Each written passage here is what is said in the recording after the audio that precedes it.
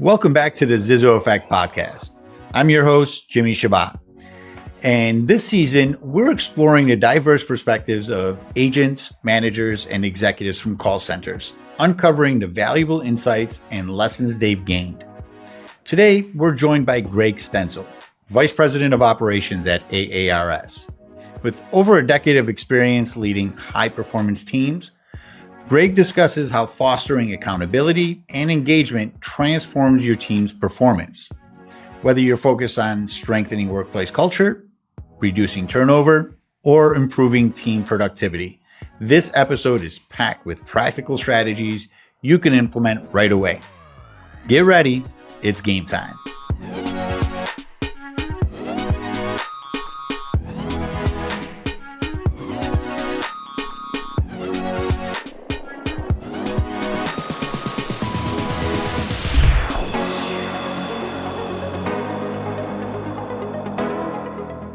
Welcome back, everybody, to another great episode of the ZIZO Effect podcast. My name is Jimmy Shabbat. I'm your host today. And today we have a wonderful guest joining us, Greg Stenzel, the VP of Operations at AARS. Greg, thank you for joining us today.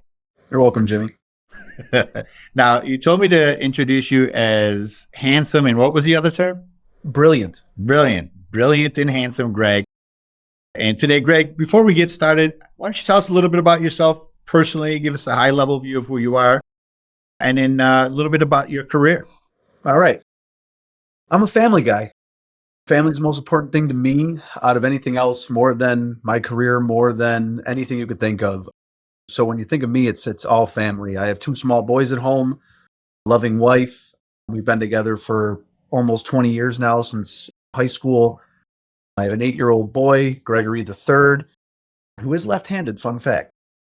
I have a 6-year-old who is just a crazy, wild bowling ball. Love him to death. And we do hockey, we hunt, just all family things. We camp all the time and do stuff like that. Just constant family-oriented activities and whatnot. My career, did a lot of things at an early young age. Got a lot of firings and whatnot out of my system, calling into works, things like that, as we all probably did. And I started working at NCO for American Express, doing collections as my first collections job.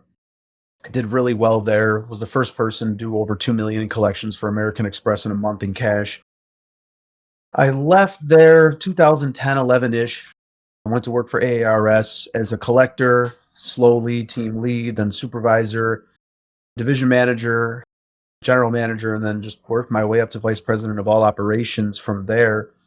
Luckily, had a wonderful team to support me the entire time. Obviously, without your team, same as your family or nothing, right? And just been going since, building a wonderful environment, culture, place people like to come to work. Work is not fun. Everyone has to go to work because we have to pay taxes, right? So we have to come to work, and you might as well make it enjoyable as you can while you're here, because there's very few people that enjoy work. Obviously, you're the exclusion, Jimmy. But other than that, that's really it. That's me, just family, and I work when I can and just try to use all the free time I can for the family. So a couple things on that. Number one, I think that's what aligned us, Greg. You and I are also friends away from this podcast here. And I think that core value of family first is one of the things that's kept us tight, our families together. And it's great to hear about your background here, which is really important. In this season on the ZIZO Effect podcast, we really want trying to get different perspectives with respect to a whole host of questions that I'll go through with you today, relating to culture, to engagement, to leadership. We've spoken to executives like yourself. We've spoken to agents who you used to be, on the floor. We've spoken to managers who you've also been a part of in your career track. You've been in every level of, the call center industry. And so getting your perspective is going to be great because you've seen it from every angle. I do. And I think most people try to go to work to pay for their livelihood, not necessarily just to pay taxes, but that is a byproduct of going to work. So unfortunately. All right, let's jump right into it, Greg. I want to start. Our first topic today is going to be about culture. You mentioned it here in the intro, and you say you try to create a culture because work isn't fun. It's something that people have to do to make a living. So what is your workplace culture and what does it mean to you and how do you help instill that or build that culture? So, Jimmy, I think that what we do here is we have a culture of accountability. And what we do is we just hold each other accountable for your job, for your actions, for the things you say, the things you do, and your performance, right? Mhm. And if everybody understands what's expected of them in fine detail from the beginning, there's no, oh, I didn't know, or everybody knows what they need to do and what they're responsible for. So as far as collectors, they're responsible for their monthly goal, right? They have to be compliant. There's a lot of different things that they're responsible for. And as long as you meet with them on a daily, weekly, monthly basis and let them know when they're steering off or they're making mistakes and you correct that, they enjoy that. Nobody likes being on an island, not knowing if they're ever going to be saved or if they're ever going to live and so on and so forth. So the accountability is huge. And the same thing with management and even myself, right? We each hold each other accountable on the management level. If you're doing something wrong, we talk about it, we discuss it, and we work through it as a team. That's the biggest thing is team. The culture is working together to reach one common goal, right? We're all here to make money, like you said, the tax joke aside, we're all here to make money to provide for the lifestyle. And if there's no accountability at any level, you're hurting everybody else, right? Mhm. If the collectors don't make the phone calls, then the supervisors aren't getting a bonus. If the supervisors aren't getting a bonus, then in return the managers are not. And same thing with compliance all the way around. So I think here, accountability is really the culture that we push for and we have here, and it works wonderful. We have people that will leave and they come back, and they leave in the air, and they always come back, whether it's collectors or so on and so forth. That they always end up trying to come back, and because we just try to make it as easy as possible. And if everybody knows the rules, nobody can say they didn't, right? Mhm. Yeah, that's, when you talk about accountability, I think you mentioned a couple things, and there's everybody knows what's expected of them and everybody knows where they are relative to those expectations. I think that's a critical part of building a culture of accountability is that communication. How frequently do you provide that communication to your team so that way they do know, how they're doing relative to the expectations that you set on them? So on the highest level, we do meetings Mondays, Wednesdays, and Friday mornings with the executive team, with Mhm. the top admins, the compliance, and the top management across the board. And in return, they're meeting with their supervisors daily. Every single morning, they have meetings, half an hour. What's the game plan for the day? What does it look like? What are our expectations? And then in return, the supervisors and the team leads are meeting with the collectors on a daily basis, almost hourly basis, because things change, right? Client requirements change, regulations change, laws change. And if they're not educated on that or even just being told that, right, accountability can't be there. So often and a lot. Okay. And that's great. I think it's really important that that communication layer is happening. And it sounds like, the message is cascading down from the top all the way down to the floor. Engagement is a big part of that, right? Is keeping people engaged with their work. There's a statistic out there, Gallup's 2023 State of the Global Workplace Report found that only 23% of employees are engaged at work, while 18% are actively disengaged.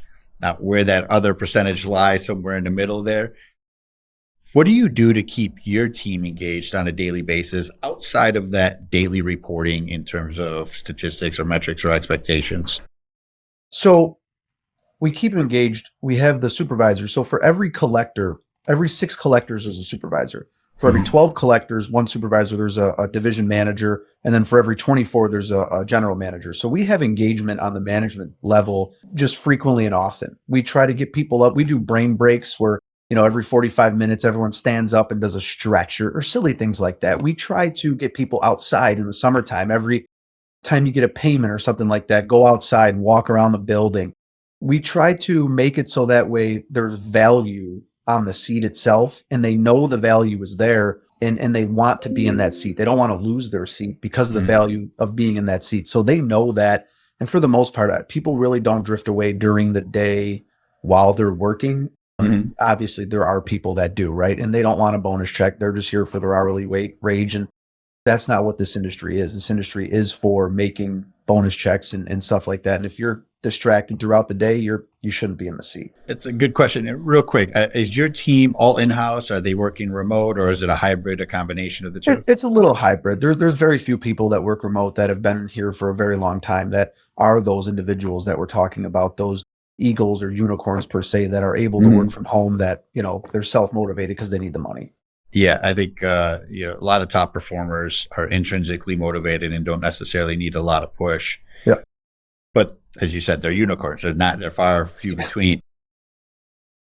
What do you do? What strategies do you use to identify and minimize distraction? You mentioned distractions. Obviously, people have cell phones now. Everybody has a cell phone. It's been around for a while. But, in the past, they used to be strictly enforced in terms of you can't have it on your desk.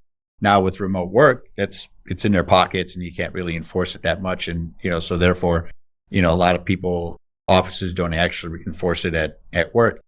And it's a big distraction. So what are you doing to identify those distractions and how do you minimize those? So the cell phones we do have a cell phone policy. Okay. No cell phones on the floor. If you hit goal, if you're a goal hitter, you're doing your job, you can have your cell phone on your pocket. It's not allowed to be out because, regulations and client restrictions and whatnot. So it's not like they're at their desk texting, but they can have it in their pocket. We actually have a pouch where when you walk right in the door, labeled and numbered, everybody has their own individual number and they know they got to put their phone in there right away. We limit that. We also have restrictions as far as websites, certain keywords that they're unable to look up. People can't go on Zillow and Facebook and all that other stuff just to waste random time. No one's downloading cat pictures, for their profile or whatever you want to do and virusing up computers, right? So there's restrictions as far as that goes. And the cell phones, we just, it's zero tolerance if you're not performing, right? If you have a child at school, you can give them, HR's number, you can give them the direct line. And we understand things like that. It's not like we're cruel or unusual, but there's regulations that everybody has to follow. Except for the top performers. Of course. So it's a great incentive. I mean, obviously, when you're looking at it from that perspective, take compliance out of the picture. You're saying, hey, if I can trust you to do your job, then I'm not going to worry about the distractions because you're doing your job. And I think that's kind of a universally accepted policy, right? You're making sure that they're still remaining connected to their families by providing other options. When you look at the modern generation, and I'm not just talking generation, I'm talking about the modern population and this distraction and this low attention span. And some of it is becoming actually part of people's culture where you get that mental break, right? Where you can go and kind of reward yourself with maybe 5 minutes on your social feed or playing a game on your phone or just going outside having a smoke. Is that built into your culture at all to just kind of give people that mental break? It is. So we established something a while back called the Platinum Club. And it's based for goal hitters, right? It's based for people that do well and they perform. If you come to work every day, not even every day, if you come to work and you hit your budget, you hit your numbers, you're allowed to take a cigarette break every 45 minutes. You can go outside, have your ciggy, come back in, whatever, right? I used to smoke cigarettes. I know what it was like. I don't anymore since my son was born. It was great going outside every 45 minutes to have that smoke, right? People love that. Go outside, check your cell phone real quick, whatever game you're playing up, whatever you want to do. So we try to promote that for people that are doing well as far as being able to have that luxury or freedom to go have a smoke whenever you want. Let's shift gears and talk a little bit about leadership. There's a report on LinkedIn from LinkedIn Learning that says that 94% of employees said they would stay at a company longer if it invested in their learning and development. How much do you guys invest in the ongoing development of your team? So right now we do daily, weekly, monthly training as far as regulations, FDCPA, things like that, where we have to. We do up training and development as far as collection skills for skip tracing, location information, finding things like that, as far as being able to dial the phones and how to use your time management per se. Like, while you're skip tracing, your phone should be ringing. And basic time management is huge for entry-level collectors, I believe, because they get lost in the sauce, right? Where they're looking at people's houses and pictures and they want to sit there and look at their backyards and things like that. And it's basically just educating them on time management that we do a lot of here to try to make sure that they're using, they're getting the biggest bang for their buck for their time, because the time is the most valuable thing that you have, right? So to answer, I would say that we do that. We try to do a tuition reimbursement program couple people were interested, and we ran down the route. A couple people actually qualified for it and received it. But in the years, there was only about 2 people that ever really were interested and did that. So it kind of faded away. You've ever heard of the saying, people don't quit companies, they quit leaders. Yep. How much do you invest in your leadership training, and, what sort of leadership styles do you guys implement? And, do you look for in an individual who's going to be leading, whether it's a supervisor or a manager or somebody who's being promoted throughout the ranks? Luckily, we haven't had to look. Our leadership has been pretty solid for a very long time. Like I said, I've been with the company for 14 years, rose my way up. The director of operations has been here for about 7-8 years now. Supervisors and managers, we promote from within. They've all been collectors. They've all went through the ranks. So they've all been here during the development stages of their careers. They've all bought their first houses with us, their first cars. They got married with us. They've had children with us.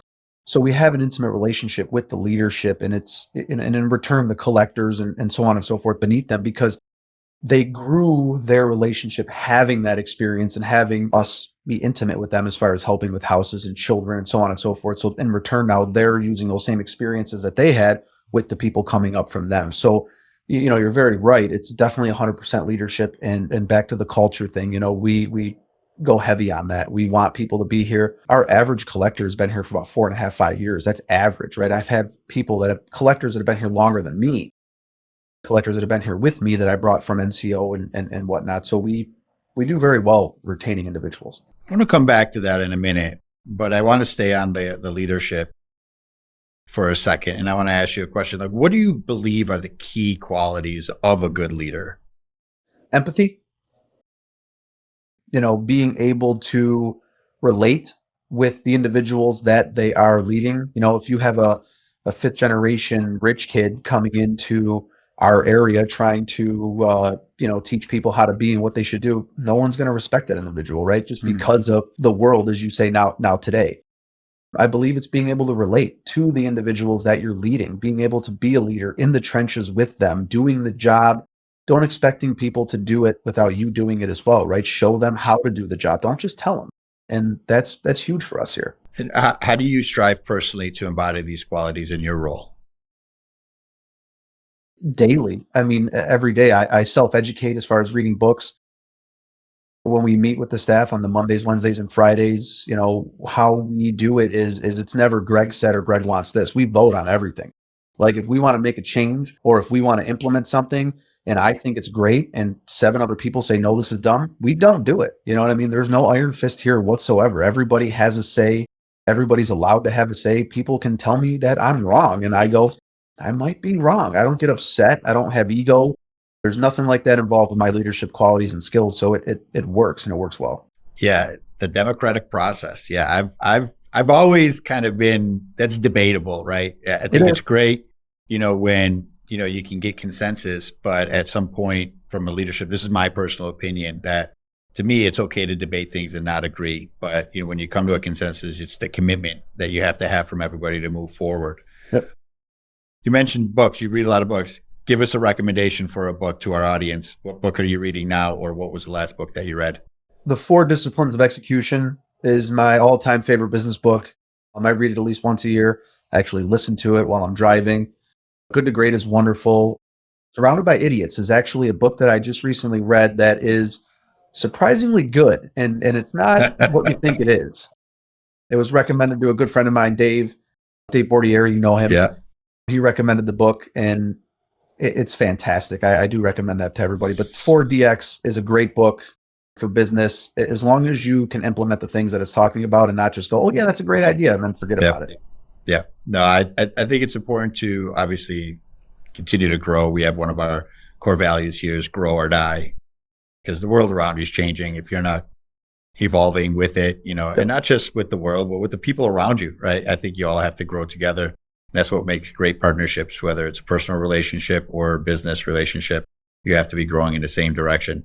Going back to your tenured employees, you say on average, right? And this is something that I hear a lot. It's, when we're talking to prospects, in selling ZIZO, and we say, hey, we've got a great culture here. We have a lot of tenure, and you've got people here on average 4 to 5 years. And then when you dig a little bit deeper, they say, well, it's the people who we just hired, that are quitting within the first 90 days. So I always ask the question, are you including those people in the average? And do you have that? And I'm not suggesting that you have that issue, but we've seen a lot of people. It's like, hey, yeah, the people who've been here for a while, they stay. They love the culture. They get it. They fit. But the new hires, it's those new hires, they come out of training and they're quitting within the first week or 2 weeks or whatever. Is that an issue within your organization?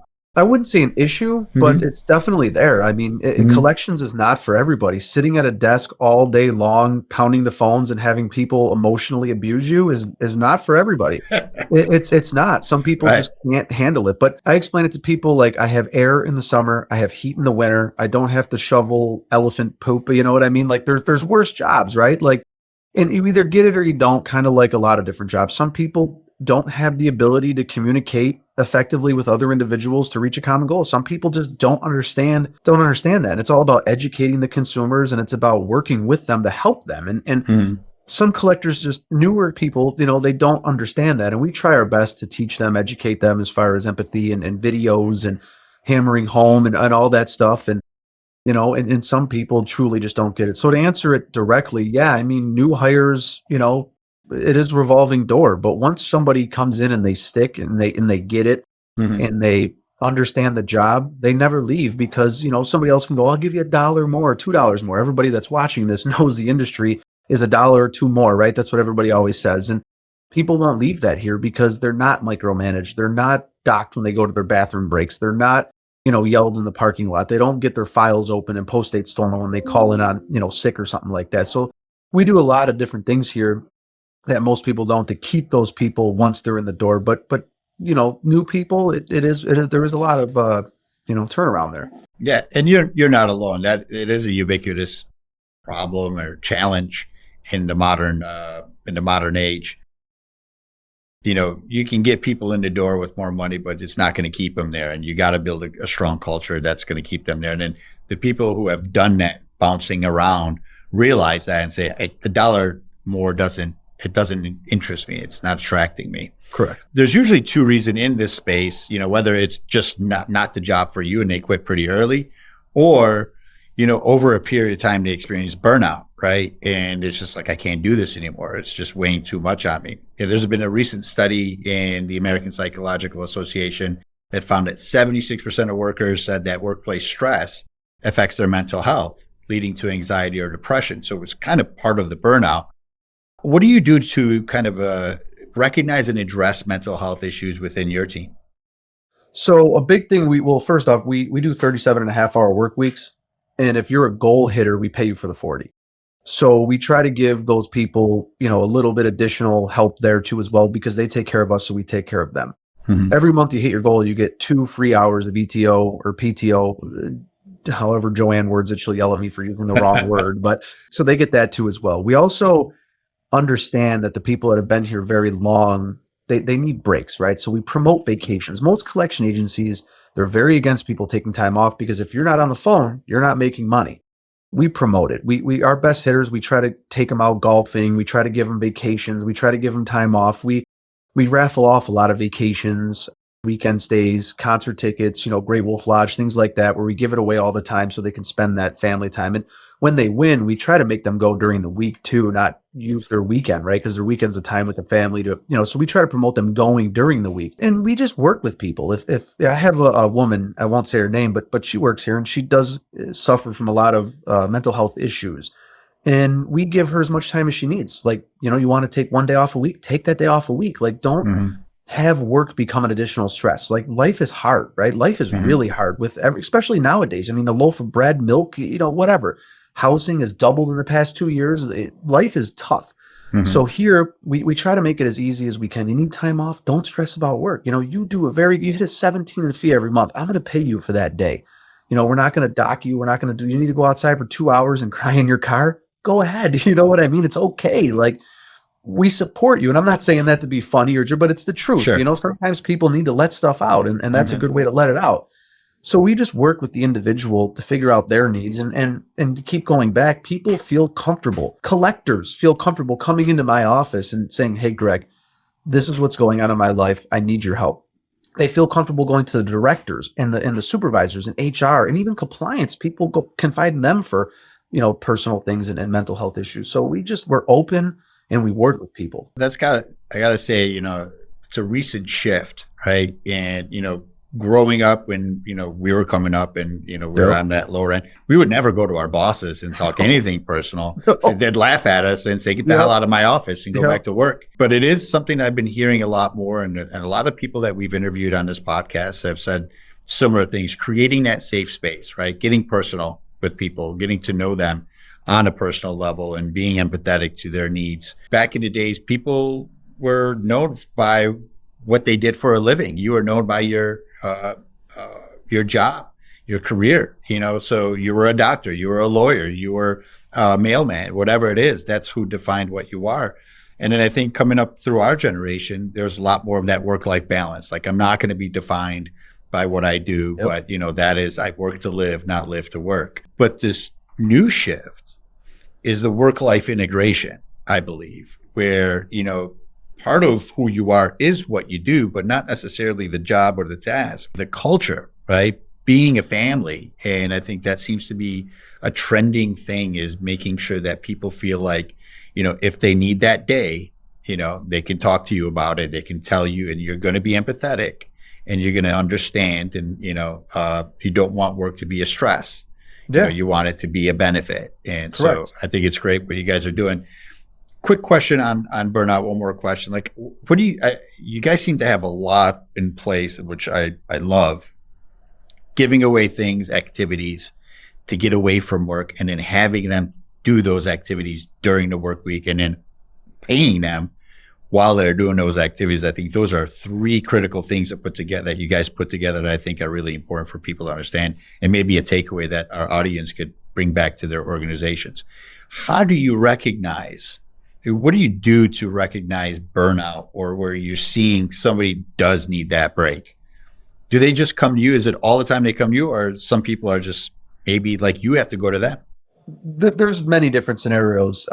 It's kind of just like a spidey sense. You know what I mean? You can see somebody that you see every single day of your life. They're coming in, their hair's not done, or, their collar's popped up like this, or, there's little indications that'll tell you whether or not somebody's having a bad day, a bad time, or they're just stressed out. When you're with somebody or see somebody every single day, you know when something's wrong. And we'll pull people in, or HR will pull them in and go, hey, what's going on? We'll help you, talk to us. Because sometimes people do try to get through, their personal stuff on their own. They do try to just keep it all inside like Ned Flanders until it just blows up one day, right? And we try to prevent that, because what happens when they blow up, then they're not coming to work. Then they're not paying their bills. Then their life is just bad. And we've spent tons of time and money, training and developing these individuals, and the organization has lost that too. So we look for things. We definitely do, especially with the daily and weekly meetings that the team leads and supervisors have with the individual. You can just tell. You just know something's wrong. I want to shift gears, one last topic. And I don't know if our producers told you, but we have a game at the end here that we're going to play. It's me versus you. And I know you're a competitive dude. We've played golf together. So this is going to be a trivia one. So we're going to test your wiliness and your brain for trivia. But before we get into that, well, it's actually somewhat related: compensation versus incentives, right? And actually, there's three parts to this, right? There's compensation. I mean, you're hourly, right? Then you have bonuses, and then you have incentives, which our incentives are like that gravy on top, where you're doing those contests, those giveaways. Where do you see the importance, if you were to distribute 100% across those three categories in terms of level of importance? How would you distribute that? For me, from an executive standpoint, is going to be a lot different than entry-level collector, or even a management standpoint or director, right? I want all three. So that's a great point. Give it to me first from your perspective right now, and then take us back to when you were an agent, and then from a manager. So from my perspective, I think that 25 should be your hourly rate as far as being a collector, right? Especially in this day and age with minimum wage being so high and whatnot. 50% should be your compensation as far as bonus structure and whatnot. If you're doing well, you need to be heavily compensated, right? Maybe even a little more than 50%, maybe even 55, 60%, right? Because that's where everybody makes their money. You know what I mean? Mm-hmm. Collectors who are hitting higher goals and collecting more money, everybody wins. The clients wins. They win, we win, the state and government win because they get more tax money, right? Mhm. Like everybody wins. And then the additional for incentives, because you need that to keep people going throughout the day. A collector level, they're going to say, 75% their hourly rate and, trickle in the rest between compensation and incentives. They don't really care, right? But not every collector. Your average collector, your best collectors are going to want the compensation, the bonus, because they know that's where the real money is. If you do the math and you break down the amount you get paid per dollar, and then you get paid what your goal increases for that dollar, if you hit numbers, you make more money in the bonus. Everybody knows that we can all do simple math. And then in my opinion, the directors and whatnot, they want more money for incentives because they enjoy motivating the staff. They enjoy engaging with the staff. They enjoy, getting them riled up, and it's a tool for them. Incentives is a tool for management and directors to be able to motivate and stimulate the staff. So executive level, 25, 50, 25. Agent level, 75, and then you can cut it up however you want between, bonus and incentives. Yeah. And then manager, I'd say 25, 25, 50. So most of it in the incentives. Yeah. They want to be able to play with that money. Yes. Awesome. And they want the freedom to be able to do what they want with that money. They don't want to be micromanaged. They don't want to be given, here, this is how you're allowed to spend this money. That's their budget. They need to be able to spend how they want. Give them some autonomy. Yes. Got it. So how do you guys currently do it? Is it individualized? Is it just same policy for everybody? What are you guys doing now? As far as percentages? Yeah, in terms of where you allocate your funds, in terms of where you're paying. Maybe it's not allocation. Sometimes you don't have a choice. If people are earning big bonuses, a lot more money is going into bonuses. I would say based upon like EBITDA or keep or whatever, the incentives is lower, right? Because, you're not paying, $50,000, $60,000 a month in incentives. You're paying like 2 or 3. So that would be lower in the real aspect of it. Bonus is probably about 35, 40%, and then the rest would be payroll. Any questions for me? No, not really. I mean, you've answered pretty much everything we've had. Questions that I may have for you is, why should I start using ZIZO today? Yeah, that's right. You guys are not a ZIZO user. And so one that we're eager to get on our platform. So like your managers and your directors, I don't think it should be weighed 50% importance, but I do feel that, ZIZO taps into natural human behavior, right? And nobody's exempt from it. It's where you get that extrinsic motivation and you build that engagement tool and you create an opportunity for people to constantly be earning micro rewards so that they're not looking at this job as tedious, as repeated tasks, but more of an opportunity to win and to have healthy competition, and where it's inclusive, where 100% participation between, so your incentive budget's not just going to your top performers, it's going to everybody, and everybody has a chance to earn. So that fairness and inclusivity. And also, I would say one more thing. You had said it earlier, is that importance of that feedback loop, that real-time feedback loop, getting people understanding what is expected of them, where they are relative to their expectations, where they are relative to their peers, doing that in as close to real time as possible. We're able to provide that without having to go and pull reports and analyze those reports and sit down with each individual to be able to communicate it. That's happening directly with the end user. So again, Greg, would love to sit down with you and show you the platform, all the latest changes. But it's nice to hear somebody's perspective who's not on our platform and doing things, their own way, which aligns with our goals as an organization here at ZIZO. So, all right, without further ado, I think we're going to have Jill. So we've got Jill and Emma as our producers of the show. Does Jimmy already know the answers? No. I'm just really good and smart, so I'm gonna know them all, but I don't know them ahead of time. So just I'm not remember, cheating. I'm a potential customer. All right, we're gonna let them win. so if you do win, it's because I let you, and if you don't, it's because I. All right, Jill, take us away. What are elephant tusks made of? Ivy. I said Ivy. We'll give it to Greg.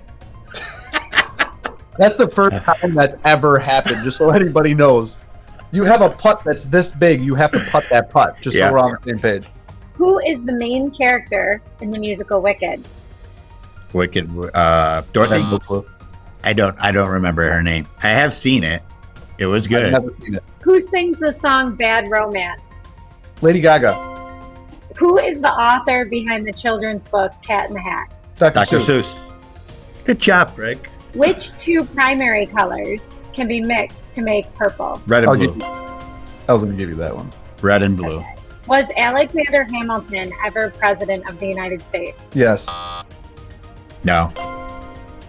I won't take that one by default. So, Fill in the blank. Roses are red, violets are blue. What is the chemical symbol for oxygen? Oh, O2. How many laws of motion did Sir Isaac Newton have? 1. 3. Boom! Hold on. Hold on. I will let him win this game right now if he can name all 3.